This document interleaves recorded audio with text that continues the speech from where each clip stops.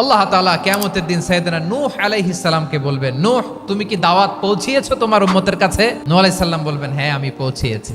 এবার নূহের উম্মতকে আল্লাহ জিজ্ঞেস করবেন, এ নূহের উম্মতেরা, তোমাদের নবী নূহ কি দাওয়াত পৌঁছিয়েছে? নূহের উম্মত বলবে, না আল্লাহ, আমাদের কাছে কোনো সতর্ককারী আসে নাই, কোনো নবী টবি আসে নাই, কোনো দাওয়াতও আমরা পাই নাই, আপনারাও চিনি নাই, জান্নাতও চিনি নাই, জাহান্নামও চিনি নাই। নূহ আলাইহিস সালাম বিপদে পড়ে যাবেন। তখন আল্লাহ বলবেন, নূহ তুমি বললা পৌঁছিয়েছো, তোমার উম্মত বলে কিছু পায় নাই। নূহ তোমার কি কোনো সাক্ষী আছে? নূহ আলাইহিস সালাম বলবেন, আছে। কে? উম্মতে মুহাম্মাদি। তখন আমরা বলবো, আল্লাহর নবী নূহ আলাইহিস সালাম তিনি আপনি যা যা বলেছেন ঠিক তা তার উম্মতের কাছে পৌঁছে দিয়েছে। এবার নূহের উম্মতের সাথে আমাদের ঝগড়া লাগবে। তারা বলবে, তোমরা আসছো আমাদের হাজার হাজার বছর পরে, তোমরা কি করে জানলা? তোমাদের সাক্ষী ধর্তব্য হবে না?